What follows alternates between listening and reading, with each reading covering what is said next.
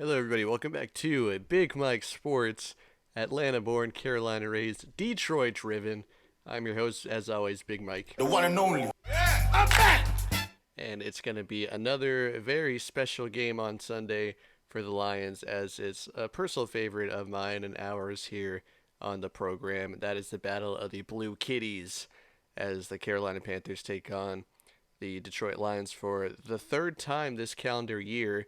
Second time during the regular season. They played here in Charlotte during the preseason, August 25th. But this is going to be a huge game because it is a revenge game. That's right. The Lions are coming out for blood after being embarrassed in Charlotte on Christmas Eve last season. Spoiled their late season run and shot at the playoffs. Really just a weird game all around in that one. The field was in pretty bad condition, yada, yada, yada, all that stuff. The Lions had injuries too, but the fact of the matter was the Lions did not come into that game ready to play for whatever reason you want to give. And so that's what makes this game even more exciting because it's a good way to, kind of turn the page and get over that loss with sweet, sweet revenge in your building. Team, ironically, being at full strength now after being down so bad personnel wise in that last game because we got first round wide receiver Jameson Williams coming back for his first meaningful action of this campaign, coming off of that gambling suspension that got lessened by the league upon the passing of their new policy. I'm not expecting a whole lot from JMO, only a few snaps.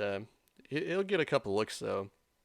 They'll probably have at least one designed run play to him and then take at least one deep shot during the game. But it'll be important not to force feed him the ball or anything.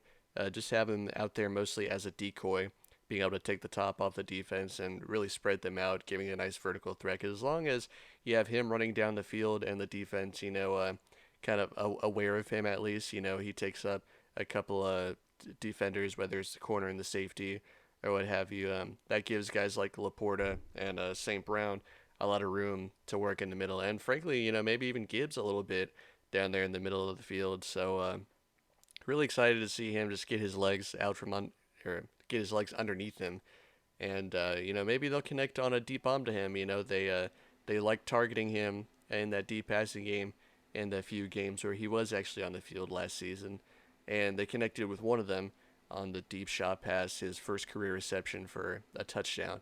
Then he had that one rush for 40 yards. So they'll definitely find a way to get him in some open space at least a couple times during the game.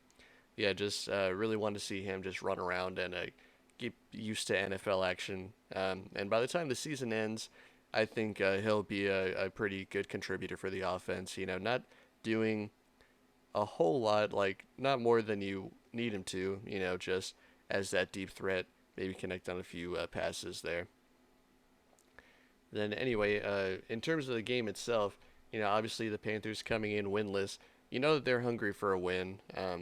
Been a little while since they've won one, so they're going to give you their best as any team will, but they're they kind of play into some of the strengths on the Lions' defense because the Lions' run defense is really good, and the Panthers have not really been able to get the running game going so far this season, averaging under 100 yards rushing per game on offense this year, and Detroit giving it the lowest number in the NFL at 60.8, the fewest rushing yards allowed by Detroit defense since 1945. So a very historically amazing Detroit Lions rushing defense here, which is going to make it very, very difficult on the Panthers offense. It's going to put a lot of stress on Bryce Young to go out there and try and make a play. And it kind of makes you wonder, like, what exactly the Panthers offense would be able to do because Bryce Young's average depth of target is so low. His yards per passing attempt, I don't even know if it's at 5 right now. So they don't really throw the ball down the field with him a whole lot. It's going to be a lot of, like, short, quick passing game, you might think. I said on a previous episode that my biggest fear with the Panthers would be, like, if they opened up some really effective, like, play-action passing when the lines are really keyed in and expecting the run. If they got hit with play action and they were able to connect on, like, a deep play action pass, that would be pretty bad. It would be kind of tough for them to be able to connect on that consistently, but if the Panthers were able to connect on some deep play action passes early in the game, it would kind of set a tone for the Panthers offense early and get Bryce Young into a rhythm, give him more confidence, and maybe then he'd be able to connect on some more passes, later in the game. And then once you open up that play action passing, it allows you to open up some running lanes as well when the defense doesn't really know what to expect. So there are definitely some ways that the Panthers can play it here where they can stay competitive. It's just a matter of will, right? I mean, Frank Reich has not been a very aggressive coach so far this year. He's probably been one of the most conservative coaches in the league so far this year. So it's really just up to him, I guess, and the rest of the offense whether they want to actually open it up and give Bryce Young a chance to make a play, or if they're just going to try and keep doing more of the same of what they've done so far this season. And they could end up running into a brick wall with that Lions defense. So, very interested to see what they end up doing. Of course, Deuce Staley, the running backs coach for the Lions last year, is now down there with the Panthers in the same spot. So maybe they'll have Deuce Staley in their ear, the Panthers coaching staff, and maybe key into some of the tendencies that the Lions have on offense to give them kind of an edge on defense against the Lions offense. And then maybe, he'll know a thing or two about what the Lions defense and what they like to bring to the table as well, having had to scheme against them in training camp so many times back when he was on the Lions. So kind of interesting way to look at it there. There is a shot for the Panthers there if they're able to utilize these things and utilize the info that they have and try and be aggressive. So there's a way certainly that the Panthers could stay competitive in this game, but it'll be tough because that Lions defense is really good this year. They made some changes to make it even more effective. And Ben Johnson, he's one of the better offensive minds that we have in the league right now, and he's the guy who I think will probably end up being the next Panthers head coach, maybe in the next couple of years because he has that connection having played at UNC during his college career. So yeah, very very interesting kind of connections there between these two teams. It's always fun when these teams get together. I think it's been a little while since the Lions have won one against the Panthers in the regular season. This has been a team that they've struggled against for whatever reason the past several years. Like I I'm not sure if it was the last time that the Lions played the Panthers, but back when Matt Patricia was still coaching the Lions, the Panthers absolutely shut out the Lions with PJ Walker at quarterback. That was a fun game to watch as a Lions fan. And then there's another really exciting game at Ford Field back when Cam Newton was still playing. I think that the Panthers ended up winning that game as well. Ed Dixon, the tight end, went off and had a career game for whatever reason as well. So crazy things do tend to happen in this series. Um, the unexpected can happen, of course, with last year on Christmas Eve with what the Panthers were able to do on the ground against the Lions. But hopefully, hopefully this year will be a time for the Lions to flip the script and continue to make a statement this year as one of the best teams in the NFL, because this is a perfect opportunity to just lay the hammer on somebody. I really want the Lions to just come out and just blow these guys out. I mean, with all the rage that's been building up inside you because these guys kind of ruined your season a little bit last year, and plus, with them having not won a game, maybe you'll be able to catch them kind of feeling down. You're going against a rookie quarterback, and your defensive line has been playing really well. So you're going to be really, really excited to get after Bryce Young and get after this O-line that, frankly, it's an O-line that hasn't played all that well either. So it could be, the Lions' strength against the Panthers' weaknesses in that respect. And the Lions' safeties and defensive backs have been playing really physical in the passing game too. When they do, let up a catch to somebody open, they come up and they hit them right away. And at times have been able to knock the ball out and force incompletions that way. So very tenacious defense for the Lions. It's going to be interesting to see how Bryce Young responds to that, because I'm not 100% sure, but this might end up being the best defense that he's played all season. Of course, the Falcons' defense is pretty good. Jesse Bates made himself known to Bryce Young when they played against the Falcons.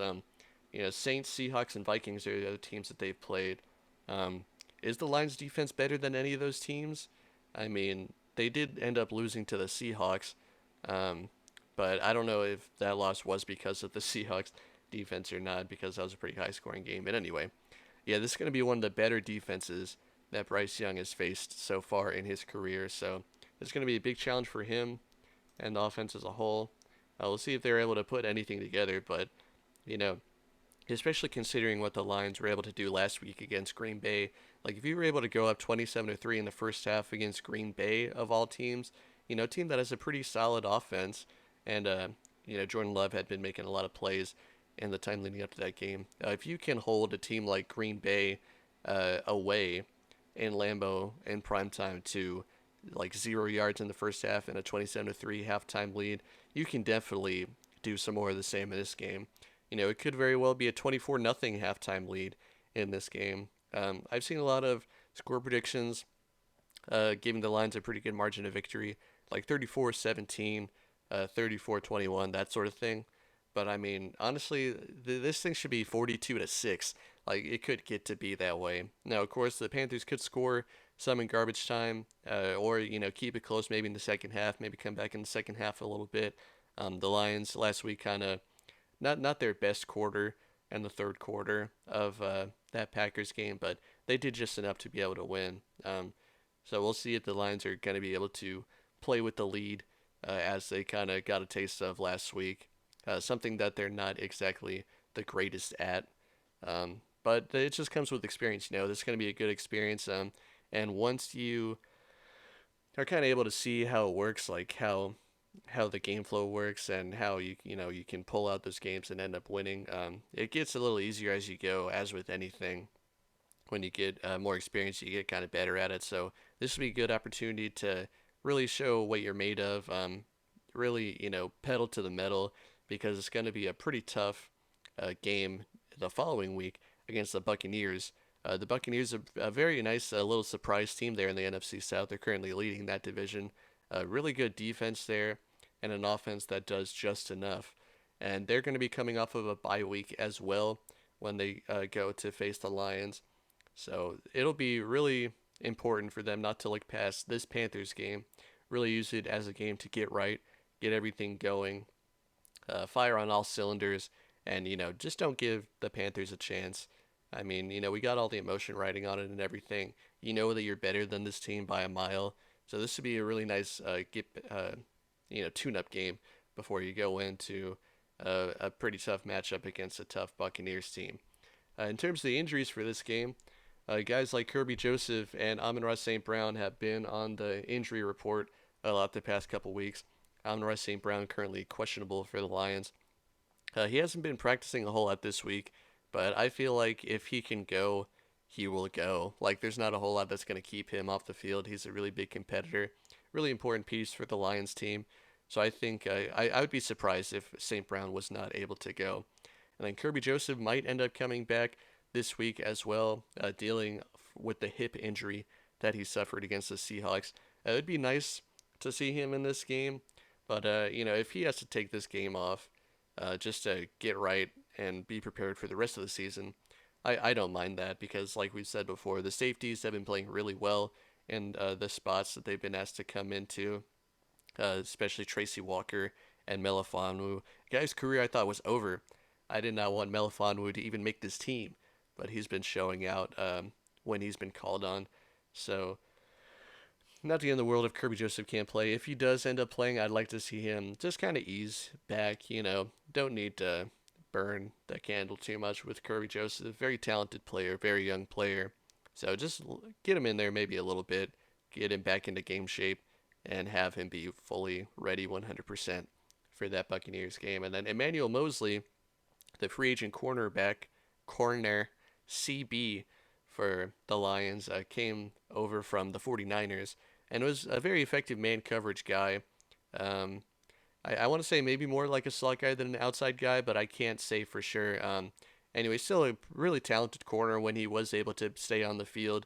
Injuries have been kind of a thing with him, but people have been really raring to see him come back and play because he is a talented player, and it's a very talented secondary there. So if you are able to add, yet another piece to that secondary to kind of come in and, play in some spots, that would be good. We're just really excited to see what this guy can bring because he does have a pretty decent pedigree. He hasn't played yet as a Lion this season. He's been coming back from injury for a while, so it'd be really nice to see if he can go. And then on the Panthers side, corner Dante Jackson out questionable.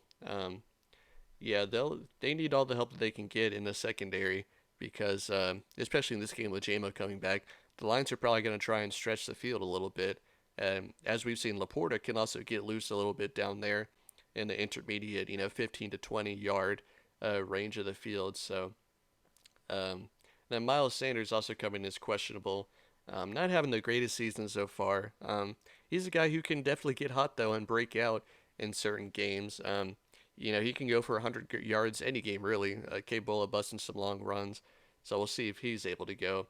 And then on the O line, they're still not doing too hot, so they'll need all the help they can get on the O line as well. So yeah, there are ways that the Panthers can kind of get into this game and make a little noise, especially if they can hit it early. With those play action passes, try and kind of change the game flow a little bit, put the Lions on their heels a little bit. Not that they could put away the Lions really early, but if you're able to put any pressure you can on the Lions to come out and try and succeed, in their home stadium, uh, with this win streak going on and everything, you definitely need to do whatever you can to try and do that. It's not entirely out of the question that the Panthers defense could force some turnovers early as well, as we've seen Jared Goff. He can throw interceptions sometimes after that streak of no interceptions that he had for the longest time from last season going into this season. He's thrown a few just kind of like shaky passes where, like, maybe he was just thinking too much or just kind of let one slip, just kind of in his head about the whole interception thing. If Goff's gets off to a kind of a rocky start again, starts out kind of stiff, that could be another chance for the Panthers there. But yeah, the real onus is going to be on the Lions offense to really use this game to really execute the way that they want to. Not that they've been bad this season, but there have been some times where the offense has kind of stalled out a little bit, not going maximum 100% of their efficiency and stuff like that. So with some of these players coming back, hopefully they'll be able to figure some of that out and stay on schedule every time. Now they've been doing a really nice job of bouncing back whenever they made those mistakes, like Goff throwing an interception. But how about in this game, we just don't make any mistakes and we just, do the thing anyway? I don't know, just a thought. So yeah, really looking forward to this game. Not only is it a matchup that has some meaning for us just because of the location and some of our good friends are really big Panthers fans, so it's always fun to trash talk and stuff like that. But it'd be a really nice turning of the page because this is a team that the Lions have lost a lot to in recent memory, and sometimes embarrassing fashion, kind of heartbreaking fashion. So let's just go out there and let's just go out for blood. I mean, just do everything you can to come out on top of this one and make it really convincing to really keep the season going. No doubts about it. Because we're coming for the division and we're coming for the playoffs. So we got to play like it. We got to play like we're one of the best teams in the NFL, and just do the job.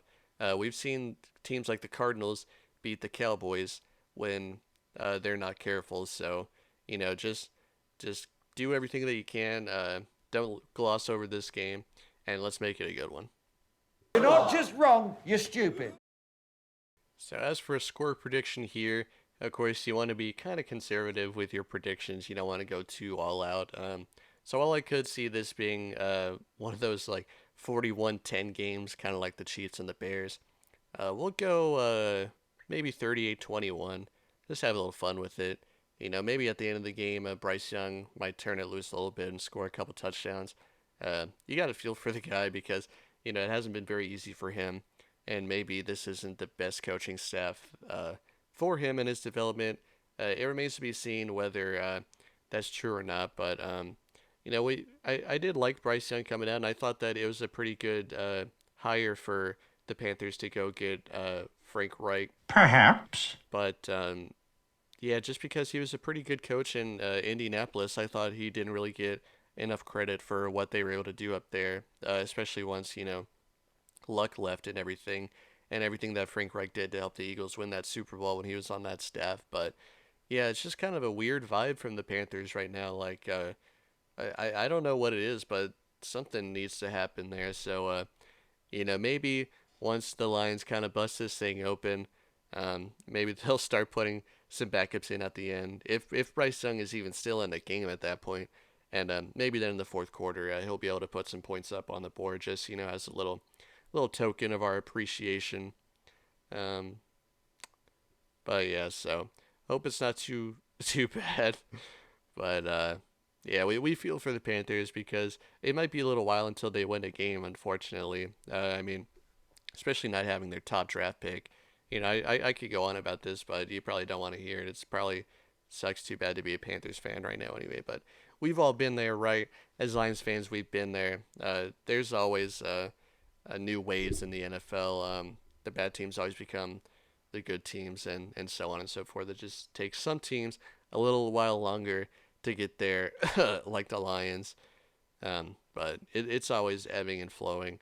There are always teams like the Buccaneers who come out of nowhere and lead the division, stuff like that. So, yeah, that'll be a big one for the Lions and the Buccaneers there uh, next week. But got to get through this week first, and hopefully it'll be a convincing win for the Lions. So, thanks for listening, everybody, and we'll see you next time.